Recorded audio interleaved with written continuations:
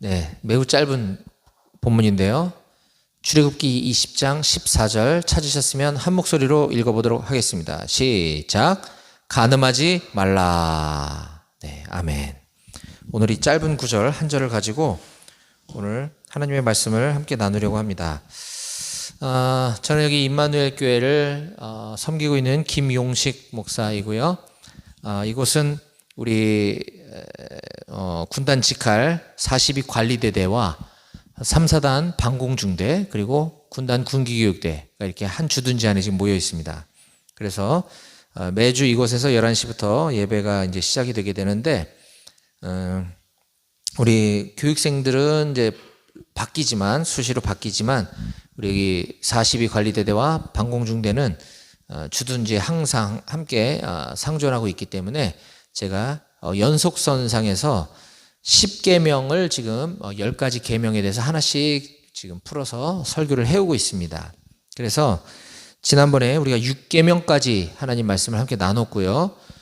지난주와 지지난주는 이제 특별한 좀 이벤트가 있어서 다른 이제 교회에서 와서 유문 예배도 해주시고 또 제가 다른 본문도 설교하고 이렇게 했습니다만 우리가 이제 흐름을 끊어지지 않도록 하기 위해서 지난 시간 말씀을 잠깐 복습하겠습니다. 오늘 처음 온 우리 형제들도 많이 있으니까 자, 10계명은 하나님께서 모세를 통해서 우리 인간들에게 주신 10가지 계명입니다. 계명이라는 건 뭐냐?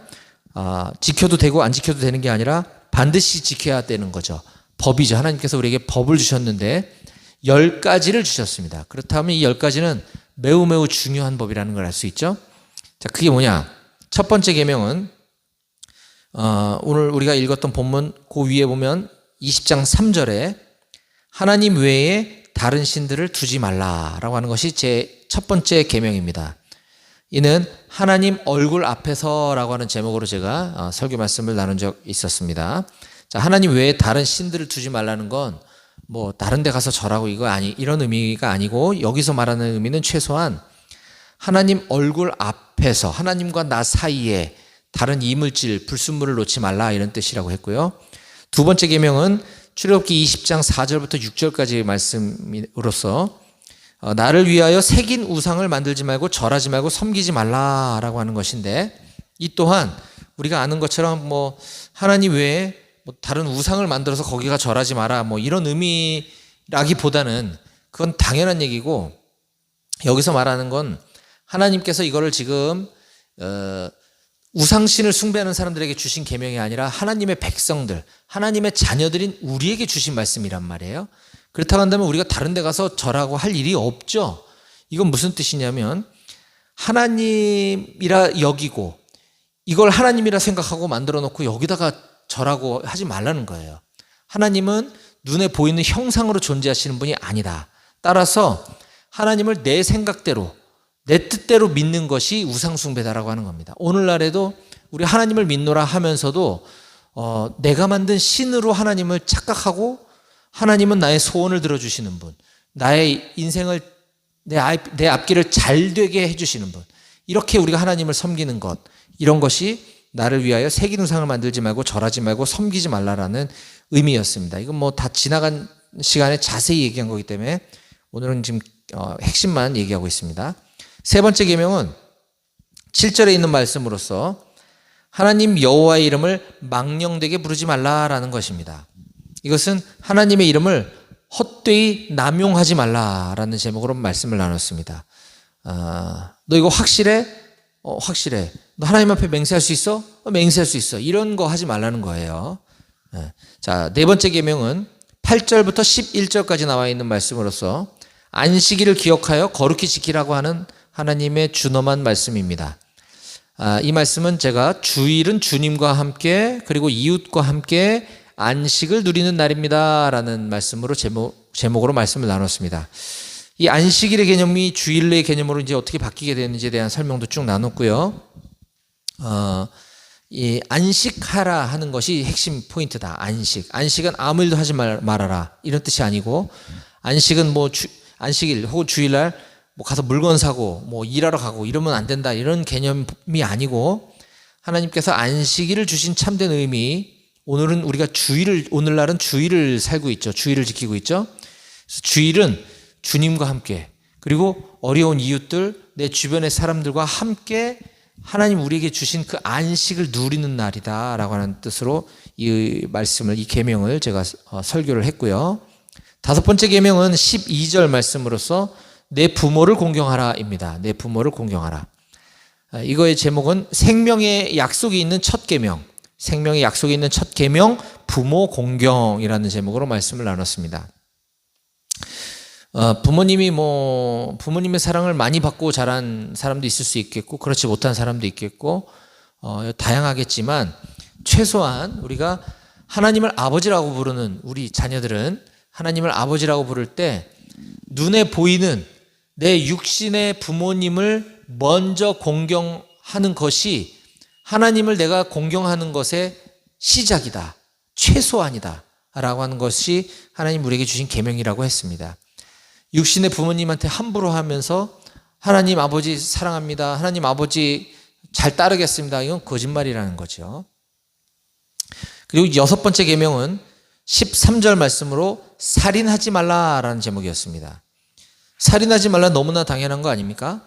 근데 이 말씀의 제목을 저는 죽이는 사람이 되지 말고 살리는 사람이 되라라고 말씀을 나눴습니다. 즉 살인, 사람을 죽이는 행위잖아요. 근데 우리가 살면서 일평생 사람 죽일 일이 없겠죠? 큰일 나죠? 근데 이런 계명을 당연하고 이런 얘기를 왜 여기다 하셨을까, 하나님이? 우리가 사람을 죽이는 것은 실제로 사람을 죽이는 것뿐만 아니라 말로써도 사람을 죽일 수 있다는 거예요. 말로써. 내가 누군가를 지속적으로 괴롭히고 내가 누군가를 지속적으로 힘들게 했을 때 생을 끊는 경우가 종종 있을 수 있고요. 내가 던진 말이 이 사람 저 사람 말이 합쳐져서 또 사람을, 영혼을 죽이는 일이 있을 수 있다. 그래서 우리는 우리의 말과 혀로 사람을 살리는 삶을 살아야 한다. 사람을 살리는 것은 무엇이냐? 예수 그리스도를 알지 못해서 죽어가는 영혼들에게 우리가 예수님을 소개하고 함께 우리가 교회 다니면서 신앙생활 하자라고 권면하는 것, 사람을 살리는 거라 그랬습니다. 네, 이것이 6가지 계명에 대해서 살펴보았고요. 오늘은 제7계명에 해당하는 말씀으로서 간음하지 말라, 간음 금지에 대한 계명에 대해서 함께 살펴보도록 하겠습니다. 자, 오늘 하나님 우리에게 주신 말씀의 제목은 제가 이렇게 정했습니다. 간음은 하나님께 범죄하는 것입니다. 함께 한번 따라해 볼까요? 간음은 하나님께 범죄하는 것입니다. 시작. 간음은 하나님께 범죄하는 것입니다. 예. 요즘과 같이 성교육, 제대로 된 성교육이 참 많이 부족하고 더 나아가서 잘못된 성교육이 팽배한 이 시대에 성 관련한 아무런 죄의식도 없이 이 문란한 성생활을 하고 있는 오늘 이 세대 가운데 하나님 오늘 우리에게 주시는 이 말씀은 굉장히 큰 의미가 있다고 생각을 합니다. 지금 10계명은 앞서 쭉 살펴봤듯이 너무나 쉽고 당연해 보이는 말씀이 그게 전부가 아니라 그 깊은 의미가 있다는 것을 우리가 보았던 것처럼 간음하지 말라라고 하는 것, 간음이라고 하는 것은 배우자가 있는 사람과의 성관계를 갖지 말라는 게 간음하지 말라는 것이거든요. 너무 당연한 얘기인데 과연 그것이 전부인가? 오늘 조금 살펴보는 시간을 가지려고 합니다. 자, 오늘 2가지로 크게 좀 설명할 건데, 첫 번째는 오늘 말씀과 관련해서 우리가 먼저 알아야 될 것은, 간음이라고 하는 것은 우리의 이웃에게 돌이킬 수 없는 큰 죄를 범하는 것이다 라고 하는 것입니다. 우리의 이웃에게 죄를 범하는 것이다. 자, 성경의 간음이라고 하는 말은 히브리어로 나아프라고 하는 단어인데, 이 나아프라고 하는 단어는 이미 결혼한 사람이나 이미 약혼한 사람, 그러니까 결혼을 앞두고 있는 사람, 결혼을 정해놓고 있는 사람과의 성관계를 갖는 것, 이것이 나아프, 간음입니다. 이것은 결혼한 가정을 파괴시키는 행위이기 때문에 몹시 나쁜 것이다. 사랑해서 그랬는데요, 그건 그 사람 생각이고 이것은 한 가정을 파괴시키는 행위다라는 것입니다. 그래서 성경은 이 간음에 대한 처벌 규정을 매우 엄격하게 규정하고 있습니다. 제가 몇 군데를 읽어드릴게요. 레위기 20장 10절에 보면 누구든지 남의 아내와 간음하는 자, 곧 그의 이웃의 아내와 간음하는 자는 그 간부와 음부를 반드시 죽일지니라. 남녀를 다 죽이라는 거예요. 이거는 강간하고는 다릅니다. 강간은 내 의사와 상관없이 내가 외력에 의해서 당하는 거기 때문에 당한 사람은 잘못이 없잖아요. 근데 간음은 그게 아니라는 거죠. 가져서는 안 될 관계에 있는 사람이 나쁜 관계를 맺는 것, 이것은 죽여라 라고 성경이 얘기를 하고 있습니다. 또 레위기 21장 9절에 어떤 제사장의 딸이든지 행음하여 자신을 속되게 하면 그의 아버지를 속되게 하미니 그를 불사를 찌니라. 불태워 죽여버리라는 겁니다.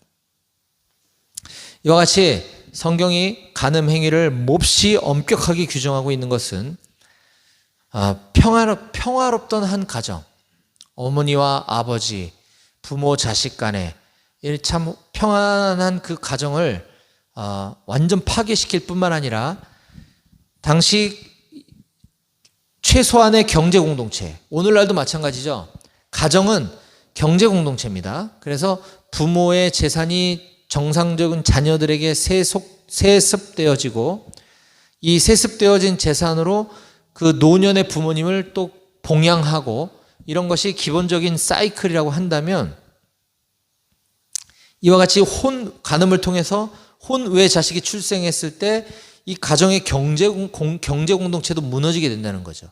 그거로 인한 여러 가지 또 부작용들이 많이 발생하고 하기 때문에 이 간음이라고 하는 것은 그냥 추상적인 또는 감정적인 어떤 가정을 파탄시키는 것뿐만 아니라 실질적인 먹고 사는 문제, 부양하는 문제까지도 무너뜨리는 아주 치명타를 가져오는 것이다 라는 겁니다.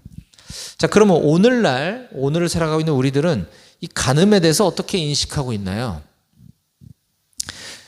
우리나라가 낳은 세계적인 스타 감독이 여럿 있습니다.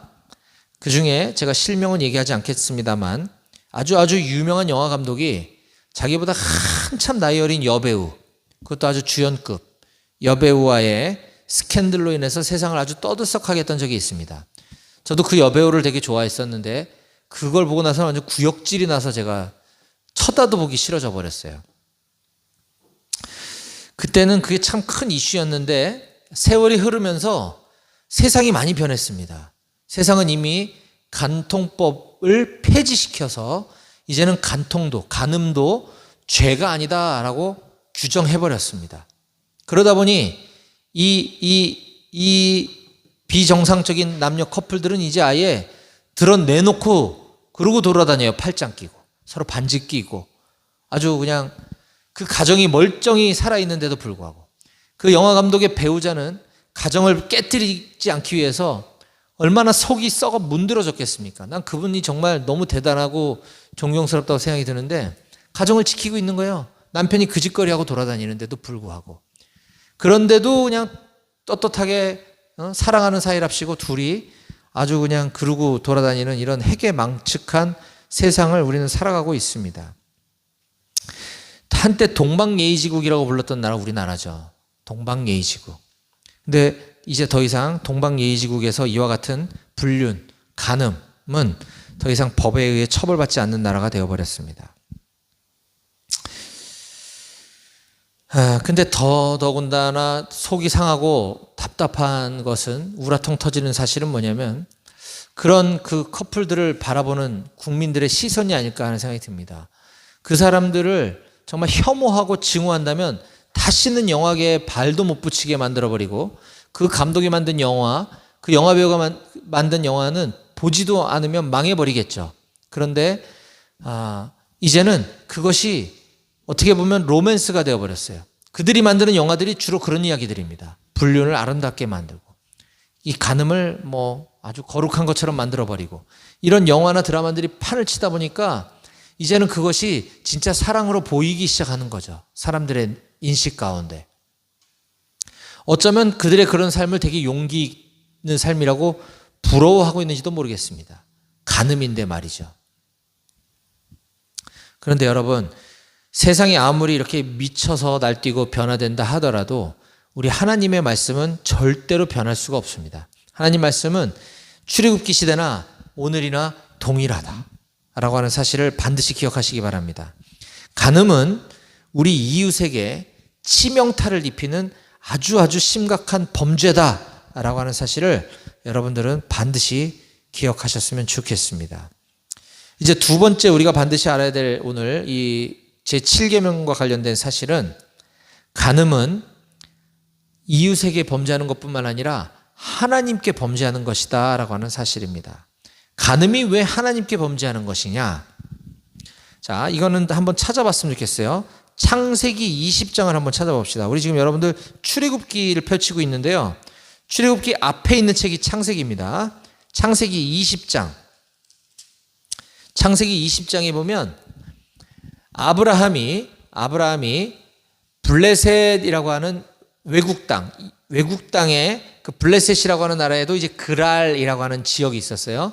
그 그랄 지역으로 이사 가서 거기서 살던 중에 아무래도 낯선 동네 들어가서 사니까 거기 뭐 텃새도 있었겠죠. 아마 아브라함이 좀 두려웠던 것 같아요. 자기 부인이 너무 이쁘니까 이 부인이라고 하면은 해코지 당할까봐 겁을 먹고 아브라함이 자기 아내를 누이라고 소개를 합니다. 누이라고 하고 거기서 살아요. 그 땅에서. 자, 그러자 소문이 났는지 저기 팔레스타인에서 이사해 온 사람 저 집에 아브라함이라고 하는 사람이 자기 여동생인지 누나인지는 모르겠지만 누이랑 살고 있는데 그 누이가 엄청 아름답습디다 하니까 그 그랄 왕 아비멜렉이 그래 데려오라 그래라. 그래서 자기 부인으로 삼으려고 했는지 첩으로 삼으려고 했는지 그 아브라함의 실질적인 아내죠. 아내를 데려오라고 하는 장면이 나와요. 자, 제가 읽어드릴 테니까 한번 눈으로 보세요. 창세기 20장 1절부터 제가 빠르게 읽겠습니다. 아브라함이 거기서 네게브 땅으로 옮겨가 가데스와 술 사이 그랄에 거류하며, 그랄로 이사가서 거기 살았다는 뜻이에요. 그의 아내 사라를 자기 누이라 하였으므로 그랄 왕 아비멜렉이 사람을 보내어 사라를 데려갔더니, 왜 데려갔을까요? 그 밤에 하나님이 아비멜렉에게 현몽하시고 아비멜렉의 꿈에 하나님이 나타나셨다는 거예요. 그에게 이르시되 내가 데려간 이 여인으로 말미암아 내가 죽으리니 그는 남편이 있는 여자다. 이렇게 지금 하나님이 아비멜렉 왕에게 얘기하고 있는 겁니다. 자, 그러자 아비멜렉이 이렇게 항변합니다. 아비멜렉이 그 여인을 가까이 하지 아니하였으므로 그가 대답하되 주여 주께서는 의로운 백성도 멸하십니까? 그가 나에게 이는 내 누이라고 하지 않았습니까? 그리고 내가 그 여인한테도 물어봤더니 그는 내 오랍이라고 얘기했습니다. 나는 온전한 마음과 깨끗한 손으로 그 여인 데려오라고 했는데 내가 무슨 잘못이 있습니까? 이렇게 얘기하는 겁니다. 자, 그러자 6절에 하나님이 꿈에 또 그에게 이르시되 네가 온전한 마음으로 이렇게 한 줄을 나도 안다. 그래서 내가 너를 막아 나에게 범죄하지 아니하게 한 거야. 그래서 여인에게 가까이 하지 못하게 한 것이 나에게 범죄하지 않게 하기 위해서야. 이렇게 얘기하고 계십니다. 아비멜렉 입장에서는 억울하죠. 내가 뭐 잘못했습니까? 에? 저 사람 누이 동생이라 해서 내가 데려오라는 것 뿐인데, 근데 그 여인은 남편이 있는 여인이다. 내가 너를 말리지 않았으면 넌 나한테 죽었어. 그래서 내가 지금 얘기하는 거야. 건드리지 마. 간음이야. 나한테 범죄하는 거야. 라고 지금 얘기하는 겁니다. 자, 이제 39장을 한번 가봅니다. 창세기 지금 조금 뒤로 가면 39장이 나오죠. 39장은 요셉에 관한 얘기가 나옵니다. 요셉 들어봤죠, 여러분? 요셉. 어린 시절에 이집트 땅에, 이집트가 이제 성경에서는 애굽이라고 얘기를 해요. 애굽에 노예로 팔려가서 젊은 시절, 어린 시절을 참 고생을 하면서 자랍니다. 그 땅에서. 자, 근데 이제 요셉이 노예 신분으로서 여기저기 팔려다니다가 누구네 집에 지금 팔려갔느냐면 애굽 왕, 이집트 왕의 친위대장이라고 돼 있는데, 친위대장이 뭐냐면 경호대장입니다. 오늘 우리로 따지자면 청와대 경호실장, 지금 청와대 없으니까 대통령실 경호실장 혹은 경호처장, 누가 실장이 높은지 처장이 높은지 내가 모르겠는데 대통령실 경호실장네 집에 지금 노예, 종으로 팔려간 상황입니다. 자, 한번 볼게요. 39장 1절입니다. 요셉이 이끌려 애굽에 내려가매, 요셉이 자기 발로 애굽에 내려간 게 아니고 이끌려 종이 됐기 때문에 어쩔 수 없이 끌려갔다는 얘기예요. 바로가 애굽 왕 이름입니다. 애굽 왕 바로의 신하 친위대장, 경호실장이라고 그랬죠, 제가. 애굽 사람 보디발이 요셉을 그리로 데려간 이스마엘 사람. 이스마엘은 이제 그 매매 상인이에요. 매매 상인. 노예들 데려다가 돈 받고 팔고 하는 중개상이에요. 중개상. 이스마엘 사람의 손에서 요셉을 샀대요. 경호실장이 이 노예 괜찮네. 얼마요? 하고 지금 산 거예요. 여호와께서 요셉과 함께 하심으로 그가 형통한 자가 되어 그의 주인 애굽 사람의 집에 이제 살게 됩니다. 자, 6절 한번 보겠습니다. 밑에 6절. 주인이 그의 소유를 다 요셉의 손에 위탁하고 자기가 먹는 음식 외에는 간섭하지 아니하였대요. 음식은 지금 이 노예는 내가 아무리 예뻐하고 해도 얘가 어떤 생각을 갖고 있는지 내가 알 수가 없잖아요. 외국에서 흘러 들어온 애기 때문에 음식에다 독을 넣어서 나를 암살할 수도 있으니까 내가 먹는 음식만 간섭하고 나머지는 간섭하지 않고 다 맡겼다는 거예요. 신뢰한 거죠. 엄청. 요셉은 용모가 빼어나고 아름다웠더라. 성경이 지금 힌트를 주고 있습니다. 요셉이 여기는 여러분들처럼 엄청 잘생겼대요, 지금. 그 후에 그의 주인의 아내가, 자, 경호실장 보디발의 아내가 사모죠, 사모. 요셉의 입장에서 사모가 요셉에게 눈짓 하다가 동침하기를 청하니, 노예한테 지금 유혹하는 거죠. 8절. 요셉이 거절하며 자기 주인의 아내에게 이르되 내 주인이 집안의 모든 소유를 간섭하지 아니하고 다 내 손에 위탁하였으니 이 집에는 나보다 큰 사람이 없습니다. 주인이 아무것도 나에게 하지 못하도록 한 게 없는데 하지 못하게 한 거는 딱 하나, 당신입니다. 사모님, 당신입니다. 당신은 그의 아내이기 때문입니다. 그런즉 내가 어찌 이 큰 악을 행하여 보디발에게 죄를 지으리까가 아니고 하나님께 죄를 지으리까라고 지금 요셉이 얘기하고 있는 겁니다. 이상하죠? 상황은 충분히 이해가 됩니다. 지금 어떤 상황인지. 지금 내 주인의 아내가 지금 나한테 눈짓하면서 일로 와 해가지고 지금 동침하자고 지금 청하고 있는 상황에서 요셉이 거절하면서 한 얘기가 내 주인은 나를 너무나 신뢰해서 나에게 금한 것이 없다. 나한테 모든 걸 다 맡겼다. 그런데 금한 것이 딱 하나 있는데 당신입니다. 당신은 그의 아내이기 때문입니다. 그런즉 내가 어찌 사모님하고 같이 잠자리를 함으로써 큰 악을 행하여 내 주인에게 죄를 지으리까가 아니라 하나님께 죄를 지으리까라고 얘기하고 있습니다. 간음은 이건 지금 주인에게 죄를 짓는 건 당연한 거고 말할 필요도 없고 이건 하나님께 죄를 짓는 겁니다 라고 지금 거부하고 있는 겁니다. 자, 아비멜렉은 일단은 크리스찬이 아니었어요. 이방 왕이었기 때문에 하나님이 직접 가서 아비멜렉을 막아주셨어요. 간음 저지르지 않도록. 요셉은 크리스찬이었어요. 독실한 크리스찬. 하나님을 잘 믿는 사람이에요. 그래서 이 간음을 범할 수 있는 이 찰나에 본인이 그걸 극복하고 이겨내는 장면을 우리가 보았습니다. 그런데 성경은 참 재밌는 게 다 좋은 얘기만 있는 게 아니에요. 이 간음에 대한 실패 사례가 또 기록되어 있는데 사무엘하 11장을 한번 보겠습니다. 사무엘하는 어디냐면 지금 창출레 민신수 삿룻 3이라고 되어 있는데 있죠. 3. 여기가 사무엘상 사무엘하입니다. 3을 찾아보시면 사무엘상 말고 그 뒤에 있는 사무엘하 11장을 한번 찾아봅시다. 제가 가지고 있는 성경엔 477페이지, 478페이지 거기쯤에 있습니다. 사무엘하 11장. 간음에 대해서 실패 사례. 근데 누가 실패했느냐? 그 이름도 유명한 다윗 왕입니다. 너무 실망스럽지 않습니까, 여러분? 다윗 왕은 너무너무나 훌륭한 이스라엘에서 존경받는 위인이고 우리 대한민국에 살고 있는 오늘 우리도 알고 있는 사람인데 다비드라고 하잖아요.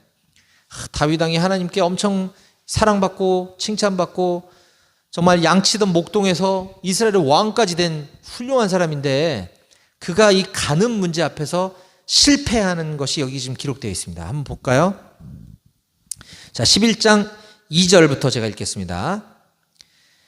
저녁 때 다윗이 그의 침상에서 일어나 왕궁 옥상에서 거닐다가, 지금 때는 바야흐로 이스라엘이 지금 외국과 전쟁 중에 있습니다.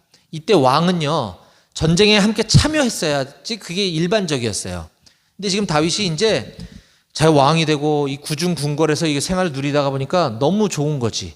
자기 신분이 아니라 자기 역할을 망각하고 전쟁터에 나가서 나를 따르라 하고 공격 앞을 했어야 되는데 한가롭게 낮잠이나 자고 있는 거예요. PX 지금 관리하러 지금 가는 거예요. 교대 시간이 돼가지고.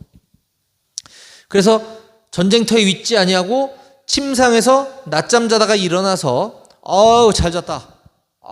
찌뿌드둥한데 옥상에 나가서 바람이나 좀 쐬야겠다. 아주 옥상에 올라가서 거닐다가 그곳에서 보니 앞집에서 뭔가 보인 거예요.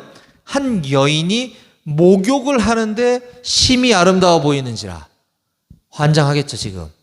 아니 지금 옥상에 올라가서 봤더니 갑자기 건너편 집에서 어떤 여인이 거기서 목욕하고 있는 게 보이는 거예요. 근데 그 여인이 되게 아름다웠대. 다윗이 사람을 보내 그 여인을 알아보라고 시켰어요. 저 여인 누군지 한번 알아보고 와. 그랬더니 그가 갔다 와서 아뢰되 그는 엘리암의 딸이요 헷 사람 우리아의 아내 밧세바입니다 라고 얘기합니다. 남편이 있는 여자라는 걸 지금 들었죠. 근데 그 남편이 또 누구냐면 지금 다윗은 왕이잖아요.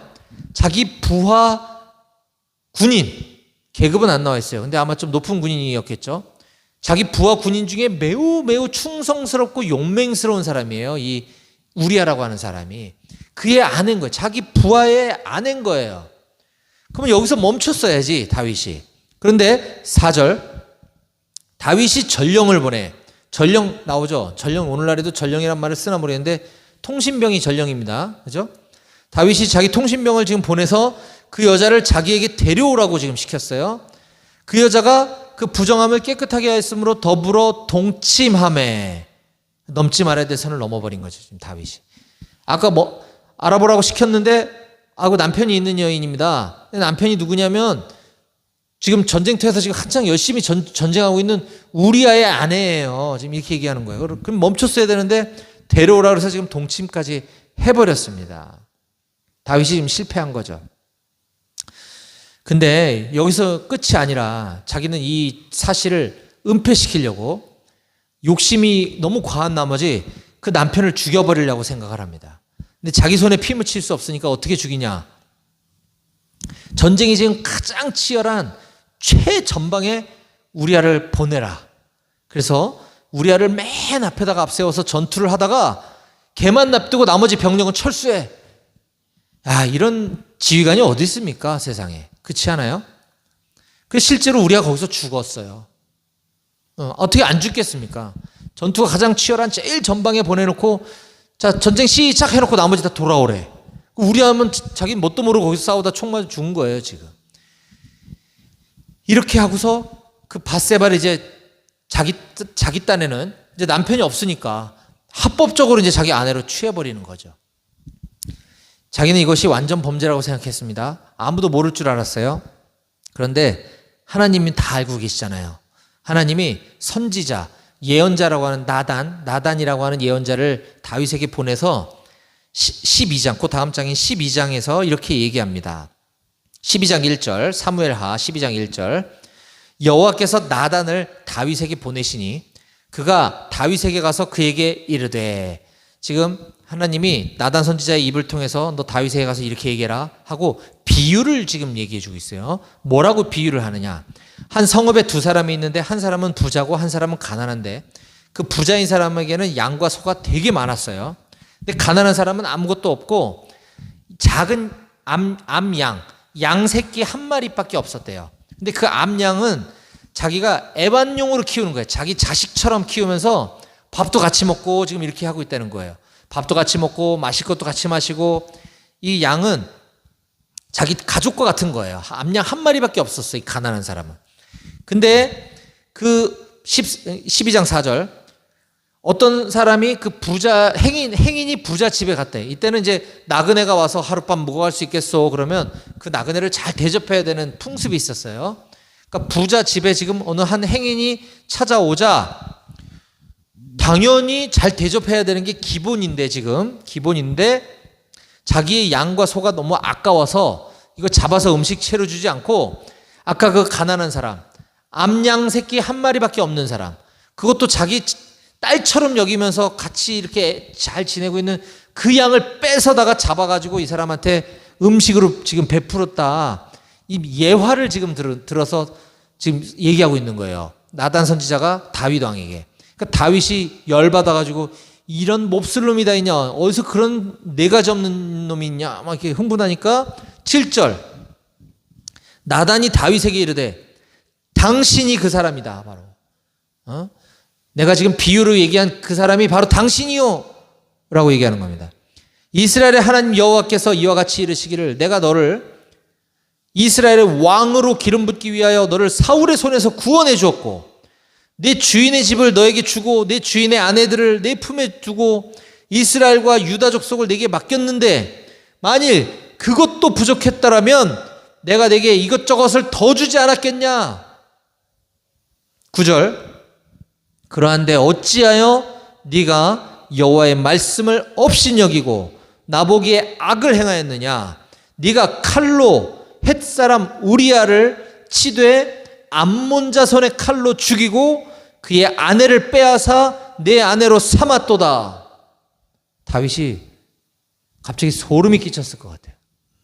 아니, 이거를 지금 나단 선지자가 어떻게 알았지? 또 지금 그 얘기를 하고 있는 거죠. 네가 칼로 우리아를 죽였는데 네 손으로 안 하고 암몬과의 전투 현장에 내보내서 지금 죽은 거거든요. 그래서 그를 죽이고 그의 아내를 빼앗아서 네 아내로 삼았지 않냐.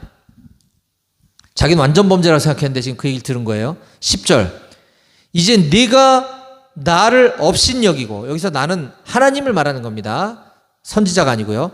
이제 네가 하나님 나를 업신여기고 햇사람 우리아의 아내를 빼앗아 내 아내로 삼았은즉 칼이 네 집에서 영원토록 떠나지 아니하리라.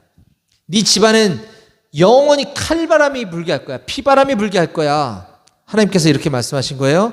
여호와께서 또 이와 같이 이르시기를, 보라, 내가 너와 내 집에 재앙을 일으키고 내가 네 눈앞에서 네 아내를 빼앗아 네 이웃들에게 주리니 그 사람들이 네 아내들과 더불어 백주에 동침하리라. 네가 했던 것처럼 네 아내들을 다른 사람들이 간음하게 할 거야 하고 지금 하나님이 징계를 하시는 거예요.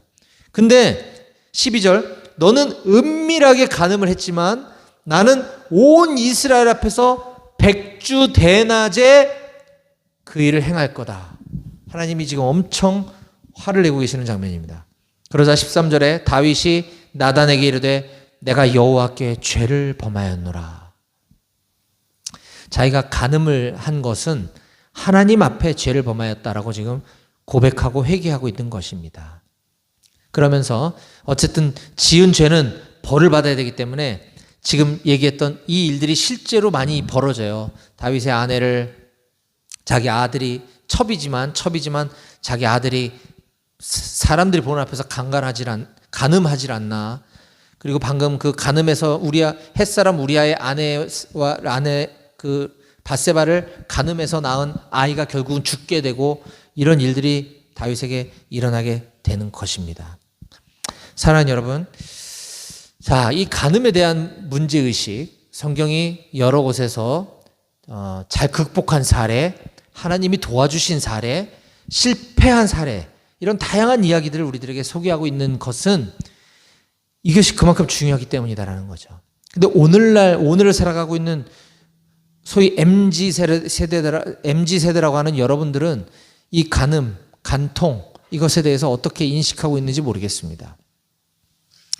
이 이야기가 결코 과거에 옛날에 성경에나 기록되어 있는 아주 고리타분한 구석기 시대 얘기처럼 들리십니까? 절대 그럴 수 없는 거죠. 하나님의 말씀은 예나 지금이나 동일합니다. 하나님은 간음하지 말라, 간음은 죄라고 규정하셨다고 한다면 이것은 오늘날에도 마찬가지입니다. 나라의 법은 그게 아니던데요. 우리는 하나님 나라의 법을 따르는 하나님의 백성들입니다. 간음은 이웃에게 돌이킬 수 없는 치명적인 해악을 끼치는 것임과 동시에 하나님 앞에 용서받을 수 없는 큰 죄라고 하는 사실을 우린 반드시 기억해야 할 것입니다. 이제 마지막 요것만 얘기하고 말씀을 마칠 건데요. 우리가 지금 출애굽기에 기록된 하나님께서 우리 인류에게 주신 10계명 중에 간음하지 말라라고 하는 이 규정에 대해서 오늘 설교를 제가 했습니다.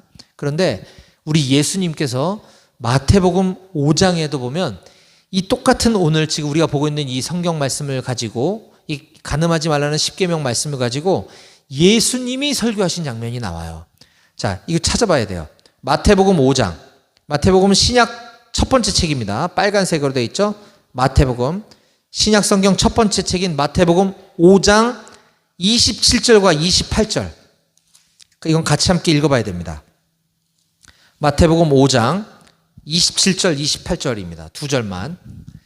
지금 예수님이 오늘 우리가 보고 있는 이 성경 말씀을 똑같이 가지고 뭐라고 설교하시는지를 한번 보겠습니다.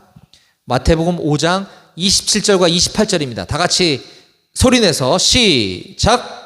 또 간음하지 말라 하였다는 것을 너희가 들었으나 나는 너희에게 이르노니 음욕을 품고 여자를 보는 자마다 마음에 이미 간음하였느니라. 아멘. 여자를 보고 음욕을 품는 것도 간음이야 라고 지금 예수님 얘기하는 겁니다. 나쁜 마음을 갖기 시작하는 거, 거기서부터 범죄가 시작되는 겁니다. 범죄는 물론 우발적으로, 요즘 세상이 하도 막 이상하니까 묻지마 뭐 이런 충동적인 범죄도 언론에 많이 나오던데, 그건 정말 아주 소수의 얘기고요. 대부분의 범죄는 마음에 나쁜 생각을 갖는 것에서부터 시작합니다. 그렇지 않았는데 느닷없이 간음하는 건 흔치 않죠. 앞서 실패 사례를 언급했던 다윗도 마찬가지 아니었습니까? 다윗이 처음에 그러려고 그랬던 것이 아닌데 옷 벗고 목욕하는 남의 집 여인을 보는 순간 자기 마음을 제어하지 못하고 마음에 음욕을 품고 그 여인을 보게 되니까 실제로 그 여인을 간음하게 되고 결국 그 여인의 남편까지 죽이는 살인죄까지 범하게 되는 것을 우리가 보았습니다. 사랑하는 여러분, 하나님 나라의 백성은요, 아무리 보는 것 같지 않아도 내가 완전 범죄를 했다고 하더라도 완전 범죄가 있을 수 없습니다. 하나님은 다 보셨어요. 다 알고 계세요. 여러분들이 무슨 생각을 갖고 있는지, 여러분들이 무엇을 보고 있는지 우리 하나님은 다 알고 계시기 때문입니다. 내 마음속에 나쁜 생각이 떠오르는 건 내가 그렇게 해야지라고 마음먹지 않아도 나쁜 생각이 올 수 있어요. 다윗이 그 여인을 보지 않았더라면 그런 생각 안 했을 것 같아요. 제가 봤을 때. 근데 나도 모르게 그런 악한 생각이 떠오르면 어떻게 해야 될까요? 하나님께 도움을 구해야 됩니다. 하나님, 제가 자꾸 음란한 생각이 듭니다. 제가 자꾸 나쁜 게 보고 싶어집니다. 하나님 도와주세요. 하나님께 구하고 기도하면 하나님 반드시 도와주십니다. 악한 생각은, 우리 사람은 태어날 때부터 존재 자체가 죄인으로 태어났기 때문에 내가 의도하지 않아도 우리 마음속에 수많은 악한 생각들이 막 떠오릅니다. 그러면 그것 때문에 괴로워하고 할 것이 아니라 하나님께 도움을 구하세요. 하나님, 저에게 자꾸 이런 음란한 생각이 듭니다. 저에게 나쁜 마음이 자꾸 생깁니다. 하나님 도와주세요. 곧바로 우리 하나님께 기도의 자리로 나아가서 그 문제를 해결받고 하나님 우리에게 주신 이 계명, 하나님의 백성답게 잘 유혹에서 승리하는 삶을 살아가는 여러분 모두가 되시기를 주님의 이름으로 축원하고 축복합니다. 아멘. 기도하시겠습니다.